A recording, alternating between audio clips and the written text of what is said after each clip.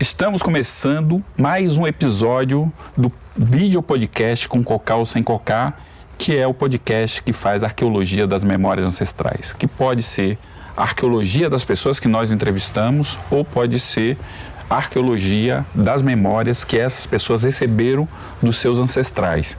E nós vamos hoje conversar com a Luana Silva. E antes de conversar com a Luana Silva, eu queria trazer aqui uma reflexão da Márcia Cambeba.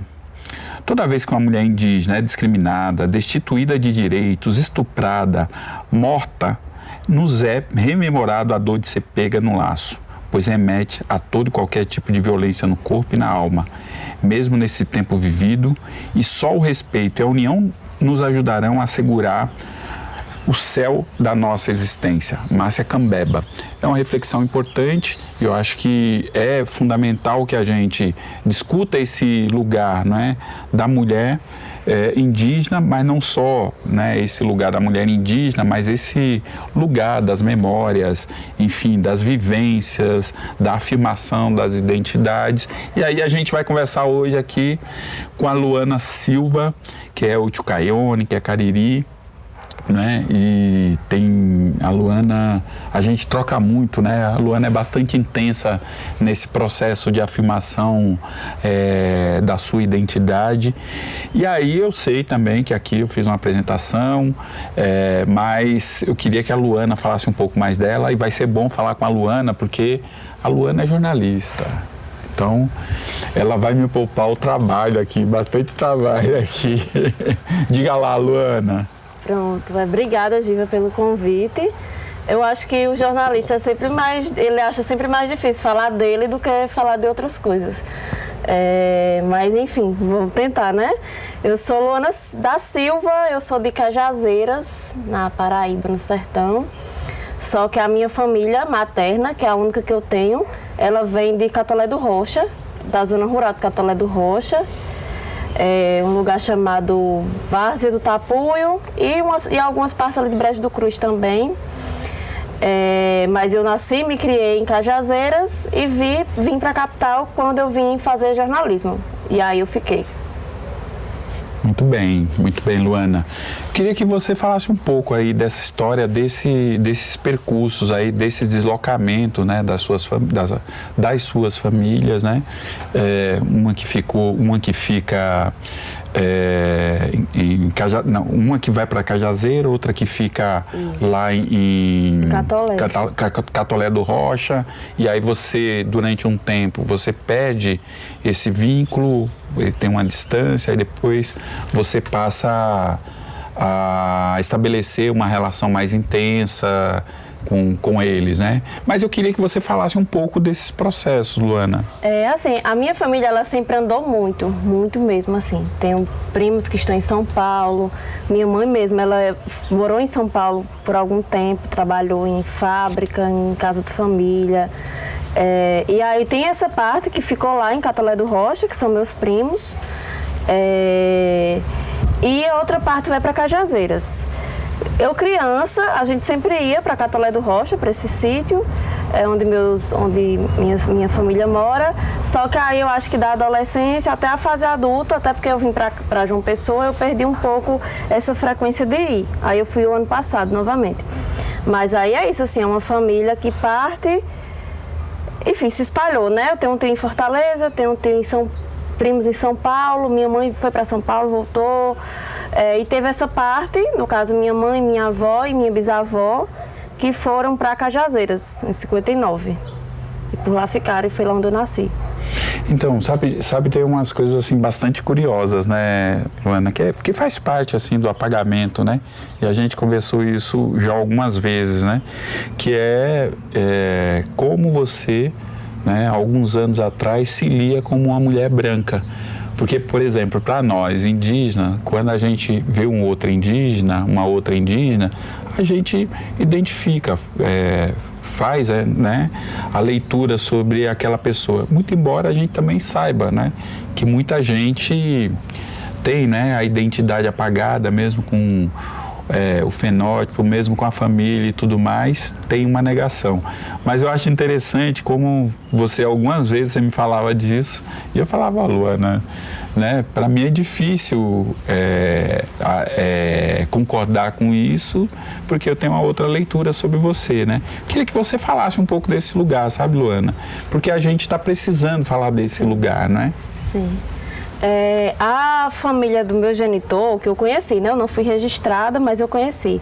Eles são brancos e eles têm fazendas, têm algumas posses lá em Cajazeiras, né? E acho que no Ceará também. E eu não fui registrada. E aí, como eu escutava muito falar sobre eles, eu cresci com esse imaginário na minha cabeça, assim, de que você é diferente da sua família, você é diferente. E aí, tipo... Só que aí eu não tive muito contato com essa família. Eu fui criada pela minha avó, pela minha bisavó, que, enfim, eu até brinco assim, conversando assim com as memórias, né, que lá onde a minha família vive até hoje, em Cajazeiras, é bairro dos Remédios, é uma das favelas de Cajazeiras. Só que é uma favela meio rural, assim. Então eu cresci correndo no meio das vacas, mas sei lá, meu vizinho estava escutando Edson Gomes, ou escutando Racionais. E aí eu cresci com essa família, que foi a única família a única que eu tenho. E aí desde sempre assim eu tinha a consciência assim, não, eu não cresci em uma família branca. E a parte de uma família branca que eu tenho, que seria a do meu genitor, eu não fui sequer registrada, né? Não tenho. Meu nome é só da Silva mesmo, por causa da minha mãe. Mas e essa leitura que você fazia de você mesma até recentemente, poucos anos atrás? Porque quando você vem pra cá, enfim, são até assuntos complicados, né, pra você abordar, assim. Sim. Que quando a gente vem pra cá, existem algumas leituras que tratam como se o Brasil só tivesse pessoas pretas e pessoas brancas.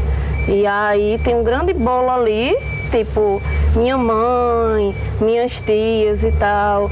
E até eu mesma, assim, e aí eu acho que a gente tinha um certo receio, assim, sabe, Giva? De entrar onde não lhe cabe, só que você já não está em um mundo que lhe cabe de forma nenhuma. Sim, sim. Aí você fica assim.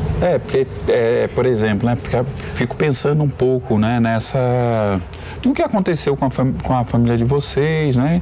Porque tem aí uma ação, né, de eugenia, né? Porque também se ler branco faz parte disso, né? Porque a gente ouvia várias famílias, eu escutei na minha família, não tanto, mas eu escutei na minha família, né? Que tinha que casar com uma pessoa branca para melhorar a raça, né?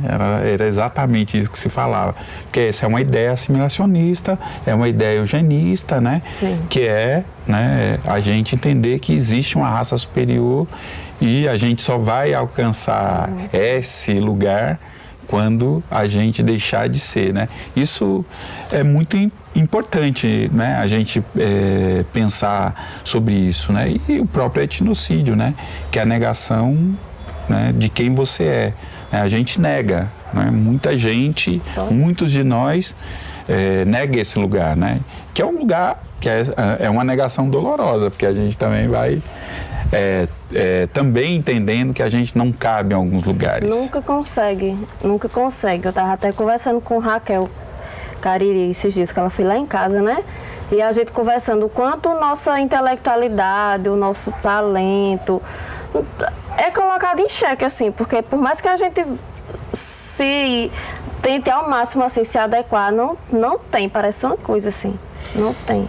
Mas, então, isso é uma questão importante também que você fala, né? A gente acompanhando as matérias dos jornais, nacionalmente, né? Não local. Mas a gente tem poucas pessoas, né, poucos jornalistas que buscam a profundidade, né, nos debates sobre as questões indígenas. E aqui na Paraíba, por exemplo, você é a única pessoa, né, que você escreve as matérias, repercute aqui, a gente repercute em outros lugares, né, e todo mundo fala das suas matérias, né? Ou seja, né, a afirmação intelectual é uma afirmação importante. Sim. Né? Dizer, nós temos uma visão, nós temos lugar, nós temos reflexão, é rebaixado, é superficial isso que se fala, né? E eu quero falar de forma mais aprofundada sobre isso, né? Então, esse lugar é um lugar importante, Luana. Eu comecei, né? Muito por causa... Quando eu cheguei aqui, eu noto, assim, não sei como é em outros estados, porque eu não tenho essa vivência, mas eu noto que aqui no interior da Paraíba, a gente ainda tem uma sombra, assim, de um coronelismo muito grande. Então, quando você chega aqui na capital e você diz, minha família é de Catolé do Rocha, a pessoa já diz logo, tu é de família tal lá, aí pá, uma família lá de políticos. Aí eu sempre dizia, antes de qualquer coisa, eu sempre dizia assim, não, eu sou dos caboclos que trabalham lá, nas terras. E aí, quando eu volto mesmo assim a essa consciência, e aí, enfim, eu misturo tudo, gente, desculpa. Não, pode, tá ótimo. Eu acho que até, não sei como está hoje nas escolas, mas eu acho que na Paraíba falta um certo letramento, assim, para as pessoas, sabe, sobre os povos indígenas da Paraíba, porque eu lembro que na minha escola, quando eu estudava e tal, os livros, as aulas, quando dizia assim, indígena, aí tinha uma figura, sei lá, do povo chavante, do negócio assim, bem longe, pronto. E não se falava assim, aqui... E aqui, a Paraíba, o que aconteceu com os indígenas da Paraíba, sabe?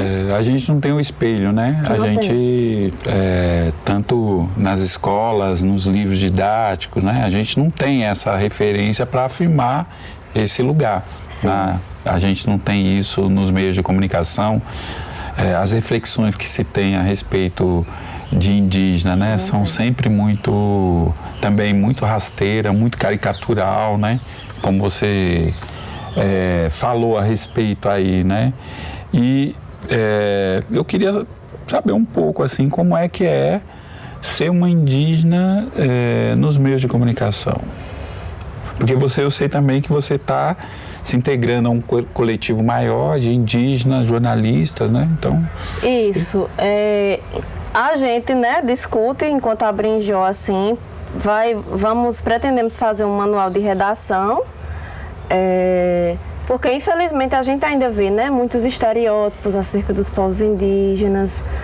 Eu sei que, obviamente, na correria, assim, das redações nem sempre é possível fazer, mas eu espero que a profissão, enfim, a comunicação no geral caminhe da melhor forma, assim, né? E eu acho que uma das formas de fazer isso são as pessoas indígenas ocupando mesmo, né? Como esse produto seu, desse videocast e tudo mais. O pessoal da Brinjó também, que é a Articulação de Indígenas Jornalistas, para que essas discussões elas sejam ampliadas. Sim, é interessante. Eu também tenho esse processo, né? Porque eu fico pensando também nas coisas interessantes que você fala, que eu acho que é importante, né? A importância de estar no jornalismo, a importância de fazer um manual, né? Que a gente se depara o tempo todo com coisas absurdas, né? Em relação, quando tem um processo de retomada de território, né? Se coloca, né, que é uma invasão, que os indígenas estão fazendo invasão desse ou daquele território, né? Como é que você pode invadir um território que é seu? Não faz o menor sentido. Que é a mesma coisa, né, Luana, dessa história, né? Desse olhar coronelista, colonizador, né? Que diz que o sobrenome é mais importante do que a história, né? É a nossa história que é mais importante. Nós estávamos aqui, né? Então, como é que as pessoas querem se referenciar a um sobrenome, em muitos casos, sobrenome que participaram de processo de invasão, de violência, de todas as ordens, né? Então a gente tinha que ter orgulho, né? Porque eu acho que essa é uma questão importante, né? De quando a pessoa perguntar, você ter orgulho de dizer, olha, eu sou de tal lugar, eu sou da família indígena tal, do povo tal, né? Mesmo que não consiga chegar até ao povo, dizer, olha, eu sou indígena, né? E aí teve um processo de etnocídio contra a nossa família, né? Eu acho que a gente precisa inverter essa lógica que está colocada, porque esse território é nosso, né? Não nosso do ponto de vista da propriedade, mas nosso do ponto de vista da pertença. Sim. Nós pertencemos a esse território, né? Então eu acho que é importante, né? Eu acho que, ainda voltando, né, para essa história do sobrenome, assim, eu ficava, não, eu sou só da Silva mesmo, só da Silva, não tem outro sobrenome por cima, não. E aí, quando eu comecei a buscar, assim, foi até, enfim, quando eu cheguei aqui, eu enfrentei um monte de questão de saúde mental, porque como eu fui criada junto com a minha família e tal, eu não me achava diferente de ninguém, assim, tipo, aí eu digo, vou para João Pessoa, eu vou estudar, e vai ser massa. Quando chegou aqui, matuta, você é muito matuta. Você fala desse jeito aí, você fala cantando. Aí eu ficava meio assim, tipo, aí enfim, aí quando eu fiquei bem mal por muito tempo, assim, aqui, quase ia para casa, inclusive, sem terminar o curso.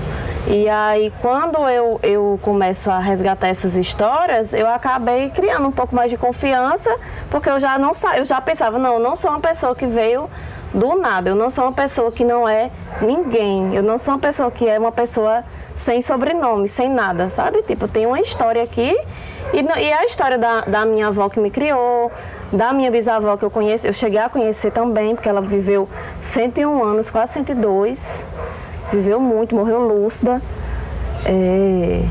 Então são essas histórias, né, que a gente vai resgatando e acaba se fortalecendo também com elas. Então, acho que uma coisa, né, que é importante você falar, porque a gente está também, né, inserido, né, num processo que é interessante, né, tem alguns grupos que estão fazendo discussão sobre esses processos de sofrimento que a gente tem passado, né? E é interessante que esses grupos estão, né, de indígena, de negras e negros, né, falando, olha, não é possível pensar o nosso sofrimento sem pensar a invasão colonial, né? Não é possível pensar sem pensar todas essas violências, né? Eu estou falando isso, Luana, porque é o seguinte, várias e vários indígenas que estão no processo de afirmação das suas identidades, o que a gente percebe é que passa por um processo de sofrimento. Sim. Certo? E a gente precisa também pensar que tipo de sofrimento é, porque se a gente não pensar esse sofrimento, a gente vai ficar sempre no sofrimento, né? Só no sofrimento, né? É por isso que é importante, né? Porque inclusive, né, tem uma questão aí colocada, né? A psicanálise, a psiquiatria, todas essas setores da saúde que surgiram, né, Luana, eles surgiram do século XIX para o século XX, né? E as nossas subjetividades anteriores, né, aqui, né, porque a nossa subjetividade também tem conflito com essa outra subjetividade ocidental. Sim, e já estava acontecendo o destroço aí, né, nesse tempo todo. Eu esqueci o que eu ia dizer. A gente estava falando de saúde mental, né? Não, porque eu acho ótimo a gente falar de saúde mental, porque as pessoas que estão em sofrimento, né, elas passam por um processo muito grande, né, de preconceito, né? Agora que as pessoas estão aceitando que, por exemplo, a depressão é algo que precisa ser olhado de uma forma diferente. O que nos adoece, né? Porque a gente precisa qualificar isso aí, precisa pensar, né? Porque essas doenças são doenças novas, né? A depressão é uma doença nova, né? Alguns pensadores da saúde mental, né, falam que é o mal do século, enfim, mas não é só esse, né? Tem uma série de outras doenças, né? E aí veja só que interessante, né? A Organização Mundial de Saúde vai colocar, né, há cerca de uns 30 anos atrás, a natureza como um elemento importante para a nossa saúde mental, né? Então, veja só, que nos traz saúde mental, que nos traz saúde, né? Mas veja só, como é que você faz isso e garante isso em uma cidade? Né? Como é que você faz isso em uma cidade que você pouco tem contato com as plantas? Vamos pensar aqui, que aqui é considerado uma cidade que tem um alto índice ainda de plantas, de verde e tal, né? Quando você vai para os bairros mais distantes, você já não tem, né? Você já não tem isso. Isso é um impacto. Agora, esse é um elemento. O outro elemento é esse, né? Você tem esses prédios altos. Se a gente for para alguns bairros aqui como Altiplano, ali, que é a entrada da ventilação da cidade, né, ela impede boa parte da ventilação. A gente vê muita gente falando, não, é que hoje está ventilando menos, tal, né? E isso impacta na saúde mental. Os barulhos, né? Tantos barulhos, né? Da cidade ao mesmo tempo, né? Esse processo constante de se devorar, né? A cidade fica se devorando o tempo todo, né?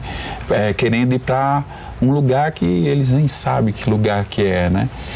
Tudo isso e muito mais tem impacto, né, na nossa saúde mental. E a gente fica se culpando. Total, eu acho que, porque assim, apesar de eu ter crescido numa cidade, mas enfim, Cajazeiras hoje é uma cidade um pouquinho maior, mas é uma cidade pequena, e eu cresci nesse bairro que já é na saída do Ceará, que é uma periferia de Cajazeiras, mas é um bairro muito pequeno, então eu cresci conhecendo todas as pessoas da minha vizinhança. Eu cresci, se estava doente, com a minha avó fazendo um chá para mim. Eu cresci desbuiando feijão com a minha avó, quando estava na época. E aí você chega, vai para um espaço que teoricamente, porque teoricamente tudo isso é zona urbana, né? Mas aí você vai para outra zona urbana, no caso uma capital do estado, e aí todas as formas de ser, de viver, você precisa estar ali, porque você precisa tirar o seu sustento, é o seu trabalho, mas todas as formas de você viver, ser, é muito diferente assim do que você se acostumou. Sim. Então, a gente está aqui, por exemplo, né, que a gente está conversando sobre isso, e a gente aqui fazendo, né, esse podcast, que a ideia desse podcast é a gente ir, né, para os lugares onde estão os indígenas e as indígenas, e não dentro, né, de um espaço fechado. A ideia é que a gente possa fazer um espaço aberto. E a gente fez entrevistas em aldeia, a gente está fazendo entrevista na cidade, né? Que é essa a realidade que nós estamos debatendo, discutindo, né? Que é essa diversidade de possibilidades de existência. E a gente está aqui, né, com um monte de barulho aqui no nosso entorno, porque nós estamos na cidade, né? Então, isso, de alguma forma, né, nos impacta e nos impacta muito, né, Luana? A gente tem que pensar isso, que lugar que a gente quer. Assim, aí eu quero pensar aqui com você uma questão, né? Por que é importante, né, ser indígena? Porque não é importante ser indígena por uma questão estética, né? E ser indígena em um lugar que passou, né, muitos anos dizendo que a gente era sempre-civilizado. Se a gente for pensar o que é sempre-civilizado, né, é terrível para nós, né, esse massacre. Portanto, a nossa situação não é uma situação boa quando a gente afirma a nossa identidade. Não é uma situação boa. É uma situação extremamente difícil. Mas o fato, né, da gente entender e compreender a nossa ancestralidade, a nossa identidade, tem um outro elemento, que é esse elemento de relação, né, do ser humano com a natureza. Porque, vê, esse mundo aqui, o barulho que a gente está escutando, né, esse mundo rompeu a relação com a natureza, deixou de escutar, né, se dá uma importância que não tem, né, como o Krenak fala, né, nós temos essa importância toda. Nós que nos demos uma importância, né, que não faz muito sentido para o universo, né, não faz muito sentido para o planeta, não faz muito sentido, né, mas a gente acha que a gente tem uma importância superior da que a gente realmente tem, né, de importância, né? E aí, quando a gente afirma essa identidade, a gente afirma essa identidade pagando um alto preço. E um dos preços são as dores, né, que nós assumimos. né? São as dores de morar na cidade, são as dores de ter sido deslocado por diversas vezes, são as dores, né, de romper com uma falsa ideia do que é ser indígena, porque foi o colonizador que disse que a gente tinha que ser assim, que a gente é assim, e ponto, e acabou, né? E um tanto de outras violências, porque a gente herda, né, todas as violências que as nossas e os nossos sofreram, né? Então, não é algo fácil, né, ser indígena, não é algo fácil assumir a identidade, afirmar a identidade indígena, né? Muito diferente do que muita gente acabou, né, considerando, né, a respeito, né, dos indígenas e das indígenas, né? Um grande equívoco, né? A gente vive nesse equívoco e a gente precisa desconstruir esse equívoco. Sim. A nossa tarefa, né, a tarefa dessa geração, né, é desconstruir um lugar equivocado que construíram para nós. Sim. A minha avó, eu lembro muito disso, ela morreu dizendo: quero voltar para Vaz do Tapuia, quero voltar para Vaz do Tapuia, quero voltar para Vaz do Tapuia. Vou deixar vocês tudinho aqui, vou me embora para Vaz do Tapuia. E ela morreu dizendo isso, e aí hoje em dia eu sei que ela tinha um saudosismo, mesmo em Cajazeiras, que não é nem tão diferente assim, mas ela já tinha um saudosismo de estar lá onde ela cresceu, assim, com as coisas dela, sabe? Sim. E aí hoje minha avó já é falecida, mas eu converso muito com a minha tia, e ela tem me trazido, assim, muitas memórias, né, dela. Você sabe que é interessante, né, a gente pensar nessa coisa do saudosismo, né? Tem olhar a respeito do saudosismo, quer dizer, olha, a gente não tem que ter saudades, né, de um determinado tempo, né? E aí, eu acho que a gente tem que pensar, né, mas que tempo é esse que você está falando, né? Por exemplo, pensar na minha infância, porque você está falando da sua infância, eu vivi em uma região sempre de transição campo-cidade, né? E que eu me sentia, enquanto criança, muito acolhido pela minha comunidade, percebe? Que era uma outra dinâmica, uma outra relação, né? E aí eu fico pensando nas crianças de hoje. As crianças estão nos prédios aí e a ideia é a ideia da proteção, né? Vai estar protegido aqui nesse prédio. Só que aí você tem uma superficialização de espaços de autonomia para essa criança. Tem um escorregador dentro do condomínio, mas até que horas que essa criança pode ficar nesse escorregador? Pode gritar? Pode ser livre? Pode ser criança? Sabe? Então, como é que eu não posso querer estar ou voltar para um lugar que a minha autonomia, que me possibilite, né, me desenvolver plenamente, né, porque eu vou ser autônomo, vou descobrir, né, as plantas, vou descobrir os animais, e me sinto seguro, porque o meu grupo, né, a minha aldeia está cuidando de mim. Como é que eu não posso ter saudade disso? Sim. Né? E, infelizmente, a gente olha para as crianças e fala: putz, não vai ter isso. Não tem. Não vai ter isso, entende? É um complicador. Eu acho que então a gente vai para o segundo bloco, né? E daqui a pouco a gente vai voltar aí com as outras memórias que você não nos trouxe. Então, até daqui a pouquinho.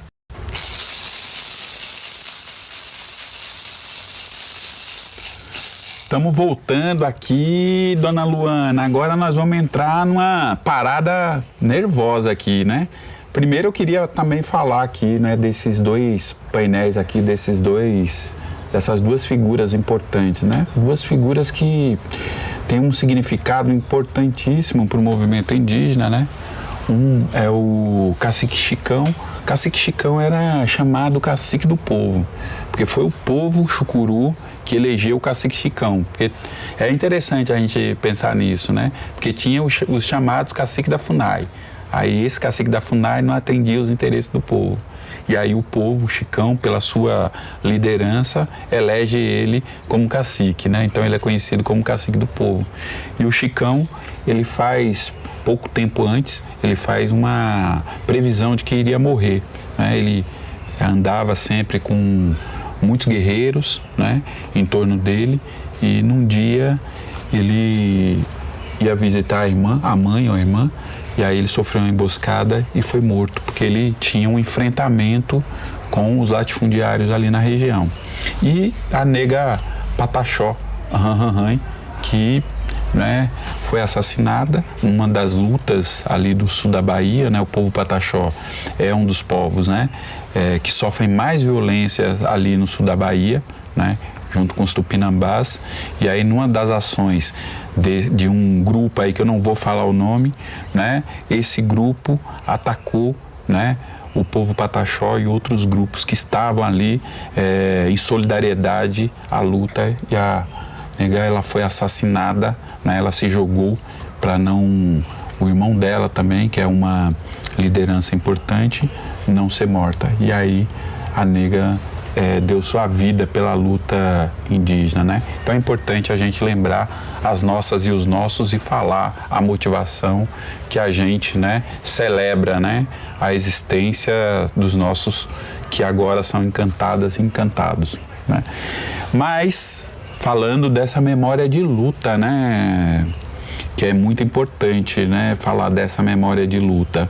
E a nossa memória de luta pode não estar em nós também, pode estar em outros, mas a nossa vida, a nossa existência, como eu falei antes, né, Luana, já é uma luta, né? E aí eu queria saber de você. Fala aí, como é que foi essa coisa de dizer, ei, não sou branca não, eu sou indígena. Fala aí. Primeiro foi conversando com a minha família, né? O pessoal lá de casa sempre se dizia assim, não, nós é caboclo. Nós é caboclo, a gente é caboclo. Só que aí tem muita coisa também que não se fala, né? Vive, mas não se fala.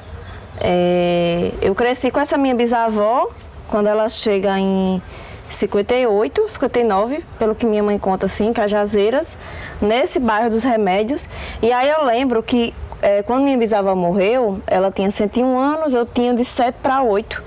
E eu lembro que no enterro dela chegava muita gente dizendo assim, eu só tô vivo porque Bastiana ou fez o parto ou rezou, porque ela fazia parto, remédio, parteira, pegava, bezadeira também. Rezadeira, fui rezada por ela ainda. Bezedeira, né? Rezadeira, bezedeira. Fui rezada por ela ainda muitas vezes. E aí tinha essa figura. Aí minha bisavó, eu lembro como se fosse hoje, assim, ela tinha esse hábito de jantar, tomar banho, jantar e ir pra calçada fumar o cachimbo. No último dia de vida dela, ela fez a mesma coisa. Tomou banho, jantou, fumou o cachimbo, foi dormir, morreu dormindo. 102 anos. 101, quase 102. Ela era de janeiro também. Ela é do dia 1 ao dia 2 de janeiro. E aí, enfim, eu cresci com essa família, com essas práticas, né? Aí hoje em dia eu entendo que a função que ela teve no bairro, Dona Bastiana ou Mãe Joca, o povo chamava ela de Mãe Bastiana ou Mãe Joca, né? Ela foi, de certa forma, uma magé numa periferia que naquele tempo não tinha nem SUS ainda, né? Eram as casas de misericórdia, 1958, no Brasil, assim. E aí a minha família ali sai de Catolé, minha bisavó, minha avó, os filhos da minha avó e os irmãos de minha avó também, os filhos deles. E aí essa família chega lá em Cajazeiras para trabalhar, elas vão trabalhar de lavadeira de roupa e o meu tio avô, irmão da minha avó, vai trabalhar em terras de outras pessoas, que sempre foi assim, né? Sempre foi assim, desde que a gente se entende assim por gente.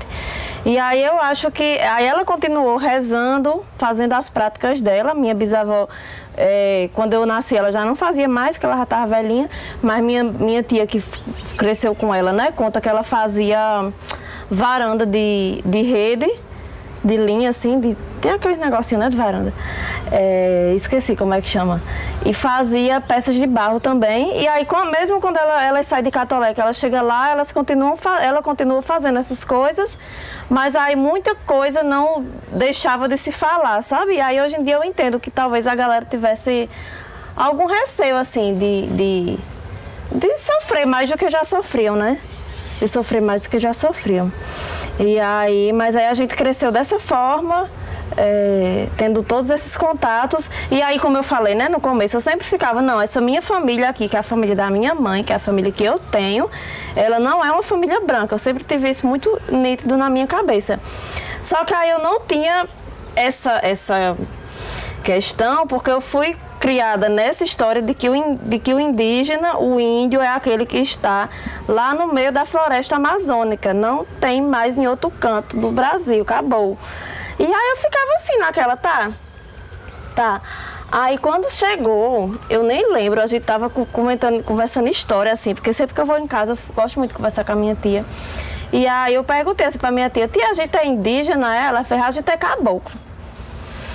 Aí ela e meu outro primo mais velho da minha mãe, que conviveu muito com a minha bisavó também, começou a contar, né? Não, porque os não sei se são os pais da minha bisavó, eles viviam no mato, tiveram que ensinar eles a viver que nem gente. É essa narrativa, sabe? E aí eu fiquei, pode crer. Só que aí eles vão para as fazendas, né? Sai das serras, do meio das serras do Catolé, Brejo do Cruz. Tem esse meu tataravô, que ele vem do Crato e casa com essa minha tataravó, que ela que é de Brejo do Cruz, só que aí lá eles constroem família. E lá eles vivem trabalhando nas fazendas, só que nessa situação assim, de muita pobreza, são batizados na igreja católica, tanto que a minha bisavó ela era rezadeira católica, né? Sim. Devota das almas, tinha as coisas dela lá e católica. E aí parte, vai para Cajazeiras e aí começa assim, parte se espalhando, mas aí no caso dela e desse meu núcleo, assim, a gente cresceu com muita coisa que hoje em dia eu sei que são costumes indígenas, a gente só não sabia nomear o que era. Sim. Sabe? Ou talvez sabia, mas os mais velhos evitavam assim falar, tanto que quando você pergunta, eles contam. Sim. E é interessante, né? E quando é que foi esse momento que você falou, opa, tem alguma coisa muito errada? Porque uma coisa é você ter as práticas, naturalizar, todos nós, né? Sim. Temos, né? Nas nossas famílias, né? Quem é indígena, né? Naturalizar. A gente tem essa naturalização, né? Tem uma coisa, né? Que em conversa com... Hoje, né, já tem uma discussão melhor sobre isso, né? Que, assim, a gente é muito sensitivo, né? Sente muitas situações, muito né? Sofrimento, muito sofrimento. Então, você tem um conjunto de questões, né, que estão no cotidiano, só que, como está apagado, você está ali... Então, tudo bem, é isso mesmo, né? Eu faço parte dessa cultura ocidental, tal, mas... E no momento que você falou, opa, tem algo muito errado aqui? Eu acho que foi quando eu comecei a ter mais contato com a minha mediunidade, com a minha espiritualidade, que aí eu fui resgatando, assim, essas histórias.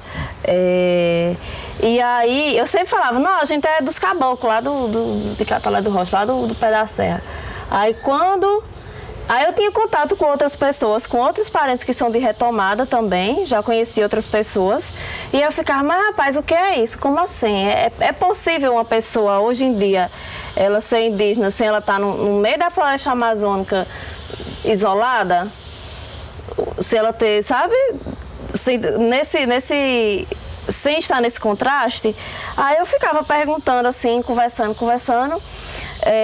Teve a minha aproximação com a Jurema também, que foi bem importante, assim, até que chegou um momento que aí eu comecei a perguntar a outros parentes. Eu lembro que na época, enfim, eu ia conversando com muita gente, tipo, e aí esse pessoal falava, não, na história da Paraíba é assim, assim, assado, tem esse material aqui.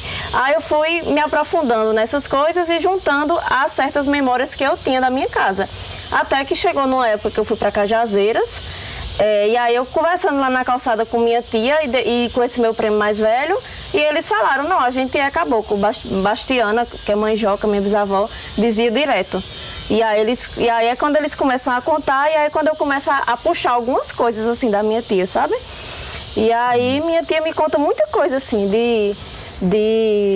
dela fazendo coisa de barro com a minha bisavó para elas venderem na igreja, na igrejinha que tinha assim, na lateral. Até hoje tem essa igrejinha lá, eu passei o tempo desse.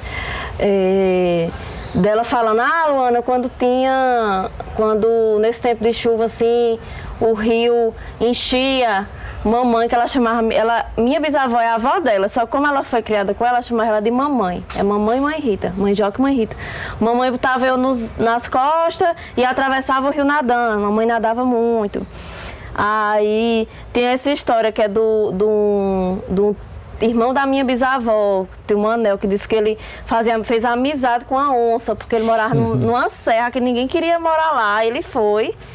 E aí essa onça, ele lá na agricultura, a onça chegou e ficou assim, sabe? Tipo, ele não amarrava a onça, nada. Enfim, acho que nem se amarra uma onça, deve ser muito difícil.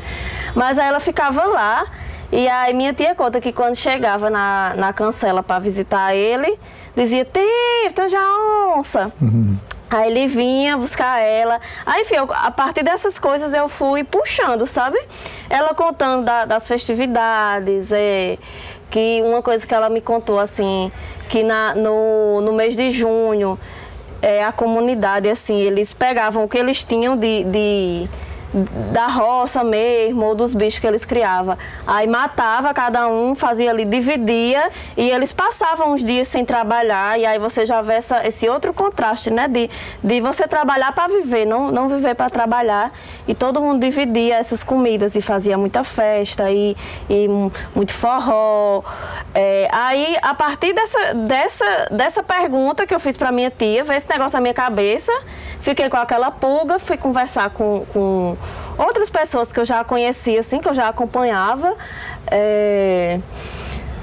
E aí, a partir disso, eu fui puxando essas memórias, sabe? Porque minha tia vai fazer 80 anos, ela é a mais velha das irmãs. E só que aí ela foi criada com a minha bisavó, então ela lembra de muita coisa, porque minha mãe já não lembra tanto, porque quando minha mãe saiu de Catolé, mãe tinha 5 anos só. Sim. Então ela não lembra de muito, apesar de mãe ter muita coisa herdada, assim como eu, né? Principalmente esse cuidado com as ervas, essas coisas de espiritualidade, essa proximidade mesmo de ser matuto com a natureza e tal, mas mãe não lembra de muita coisa. Mas aí tia Lourdes lembra, aí eu tenho conversado muito com ela, assim. Tem altas histórias que ela conta. É muito interessante, né? Porque, assim, pensando, né, como se cruzam, né, as histórias, né? Elas vão... essas histórias que foram massacradas, né? Elas se cruzam muito, né? Muita coisa que você fala, né? Dessa coisa da divisa, da partilha, né? Meu avô... quando matavam a criação, partilhava com todos, né, da comunidade, a farinha, né, a farinha era algo que, a casa de farinha unia muito, né, a gente estava na casa de farinha, as crianças ali, com a faquinha ali, limpando a macaxeira, mas comendo ali aqueles bolinhos que saía dali, daquelas pedras, né? Mas, enfim, mas tem uma coisa que você falou que eu acho interessante, que é a coisa do trabalho, né? Como é que é essa coisa do trabalho e como é que é esse olhar ocidental que acha que o trabalho, ele tem que ser um trabalho não para garantir, né, as suas condições, né, de vida e que você possa fazer outras coisas, mas que o trabalho é central na sua vida, né? Eu lembro de uma história de um cacique Guarani Kaiowá. A gente foi algumas vezes lá, né, no Mato Grosso do Sul, e aí ele contou a história uma vez para nós de um jornalista que foi visitar eles lá, né, e o jornalista ficou alguns dias, né, 1 dia, 2 dias, né, 3 dias, ia ficar mais dias. E aí ele chegou um dia pro cacique e falou, né, olha, toda vez que eu acordo, 9 horas, que eu acordo, vocês estão aí brincando com as crianças e não sei o que, vocês estão sempre assim, né, dando risada, brincando, né. E aí o cacique falou para ele, escute, que horas que você acorda? Aí ele, 9 horas. E quem foi que fez o seu café? Quem foi que colheu a macaxeira, os ovos, né, a carne? Quem foi? Aí o cara falou, pô, você não entendeu nada, né? Você já olhou o sol daqui às 9 horas, como é que é? Você queria que a gente estivesse embaixo do sol, trabalhando, né? Para o quê? E aí é isso, é a compreensão, né, que se tem do trabalho e da vida, né? Porque a vida é tempo, né? A gente sabe disso. O trabalho é tempo. Quanto mais você dá dias, horas de trabalho, né? Você está tirando tempo para a sua vida, para o seu lazer, para a relação com sua família, com os amigos, enfim, né? Não, mas eu lembrei disso, Luana, eu gosto disso, porque é uma compreensão bastante diferente, né, do que é o trabalho, né? Mas aí eu queria saber, assim, eu sei que você teve umas conversas muito elucidadoras, assim, que trouxe muitos elementos, né, com esse primo seu, né? Eu queria que você falasse um pouco mais disso. Pronto. Não, esse meu primo, ele é um dos mais velhos também, que ele foi criado com a minha bisavó. E aí, enfim, ele é muito engraçado. Aí quando eu perguntei, fui falar com ele, ele fez: oxe, tu não sabia não? Não basta, mamãe dizia direto. Aí, enfim, tem até um áudio dele: não, Luana Maria, que ele chamou Luana Maria. Foi porque os avós, são os pais da minha bisavó, ele não sabe ao certo delimitar, assim. Vivia no mato, era índio, vivia no mato. Aí pegaram eles e eles tiveram que aprender a viver que nem gente no meio do povo, porque eles não sabia não. E aí você vê assim, né, que muitas de certas tradições foi passado para minha bisavó e ela acabou mantendo. E assim, né, por exemplo, quando ela morreu, ela já estava muito velhinha, então essa parte do artesanato ela não passou para ninguém, assim. Minha tia até conta, Luana, eu ainda fazia quando era criança, mas acho que eu já esqueci como era. Muita coisa, né, Luana? Muita coisa vai se perdendo. Minha avó fazia esteira, meu avô, né? Eles faziam esteira, assim. E a gente acompanhava ali, estava ali, né? Tia contou, lembrei agora, que elas faziam arupemba também. Arupemba, esteira, outras coisas, né? Que a gente vai também tendo uma memória a gente tem uma memória que é seletiva e ao mesmo tempo a gente precisa, né, estimular essa memória, né? Total, até porque assim, não é uma coisa que eu ficava sempre pensando, ainda puxando. Quando você vê essas famílias tradicionais da Paraíba, o povo sabe, eu sou 200 anos depois, eu sou de família tal, mas aí a gente não pode ter o direito a essa memória, sabe? Vai dizer, não, a minha família é indígena, a minha família estava aqui antes. Eu não sei se eu contei isso aqui em algum episódio, eu não lembro, né? Mas foi interessante que um amigo, uma pessoa querida, que eu gosto dele e tudo mais, né? E ele me falando de quantas gerações, né? Ele estava pesquisando e estava conseguindo chegar, né?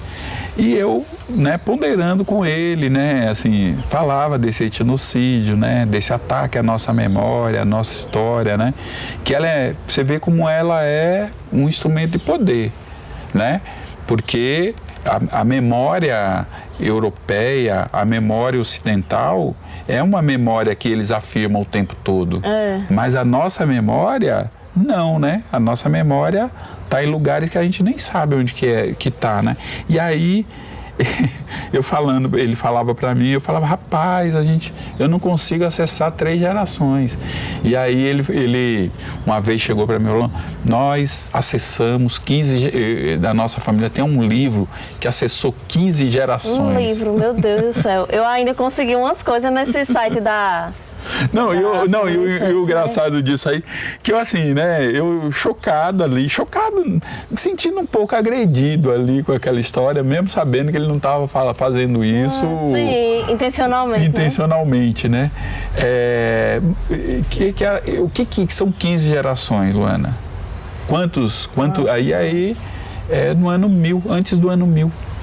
Teve um colega meu também conseguiu, ele é do sul e tal, uma pessoa branca, e aí conseguiu acessar isso muito antigo, assim. Mas a gente não tinha nem foto, até foto é um artigo de luxo, é um artigo de luxo, assim. É difícil, muito difícil. Sim. Minha bisavó, a gente só vai ter foto dela mais velha, e essa que foi no aniversário dela de 100 anos já. Sim, Luana, ainda bem que você falou. Mas daqui a pouco a gente vai falar dessa foto aí. Mas é isso mesmo, né? Eu não tenho foto. Minha mãe não gosta de tirar foto. Minha avó não gostava de tirar foto.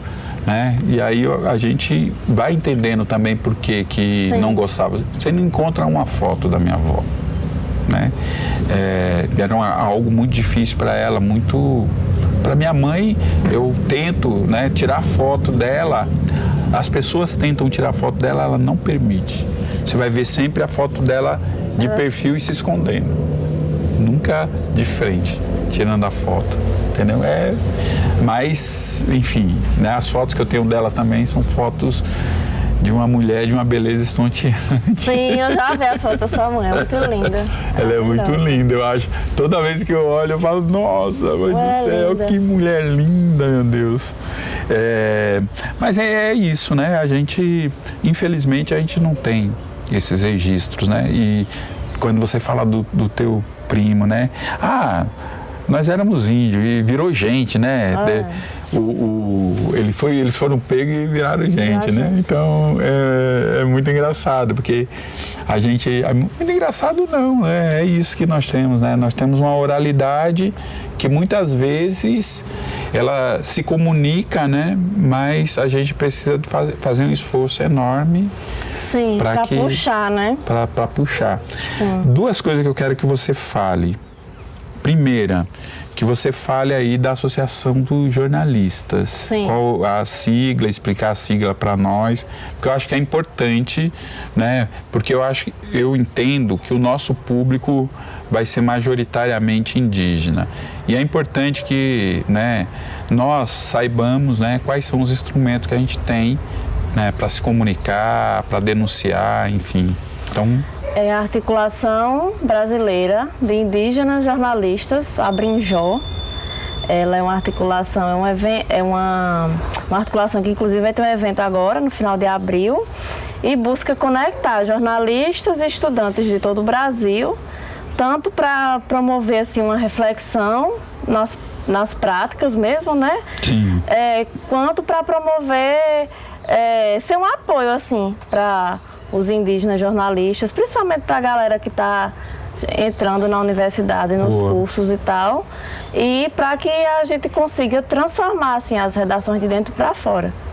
Luana, e quantos são hoje, assim, né, que vocês podem dizer, não, organicamente nós temos 10, 15, 20? Não, eu acho que tem mais de 50, viu? Posso estar errada, aí, ó, posso estar enganada, mas acho que tem mais de 50, tem bastante gente. Olha aí, tá vendo? Vai ter um evento agora, só no evento vai ser mais de 30 pessoas e não é todo mundo da articulação que vai para o evento. Olha aí, bom, galera. Bom, já né, um instrumento importante aí que, inclusive, né, eu acho que uma discussão que tem que ter é sobre as mídias, né, tradicional, né? Qual é o seu alcance, se é importante ocupar, se não, enfim, são questões que vocês devem estar discutindo, né?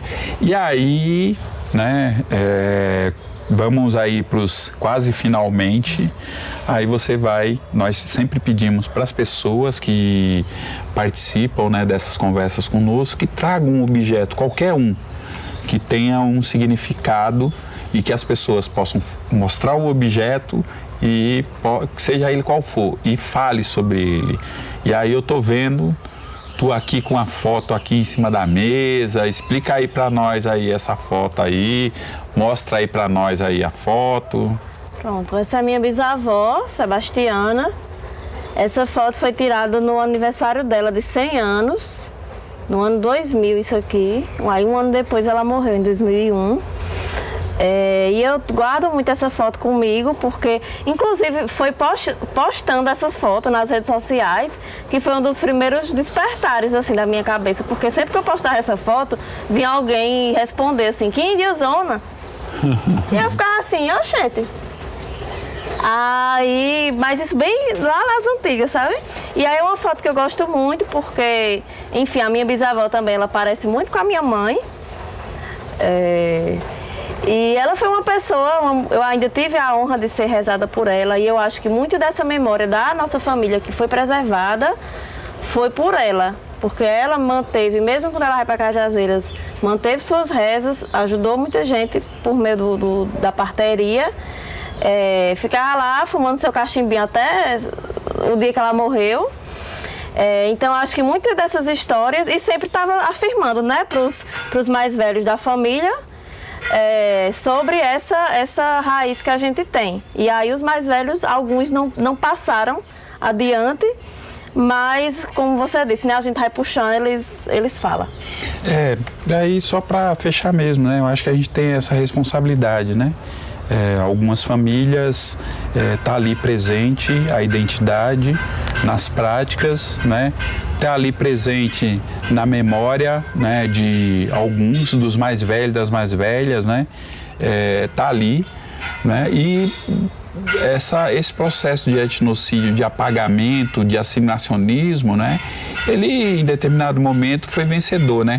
Tem uma fala que de um dos generais que foi presidente de Israel dizia o seguinte: os velhos vão morrer e os jovens vão esquecer. E essa é uma das frases que define muito o colonialismo. Você invade, toma o território do outro e aí você mata as velhas gerações, né? E afirma a falta de memória das novas gerações. Felizmente, isso não aconteceu com os palestinos e nem está acontecendo conosco. E aí a gente tem a responsabilidade com as nossas e com os nossos. E aí, Luana, valeu demais aí. Eu que agradeço. Valeu demais mesmo. Obrigadão aí por ter dado essa entrevista aí para nós, né, que é importante. Para a gente é fundamental a gente reconstituir essa história, né, reivindicar a história, né. Como a gente já falou aqui, né, o Ocidente reivindica a memória porque sabe o quanto que ela é importante e como ela é um instrumento de poder. Nós temos que reivindicar a nossa história. Nós não podemos ter medo de reivindicá-la. Nós precisamos afirmá-la, né? E o podcast, ele tem essa responsabilidade e esse compromisso.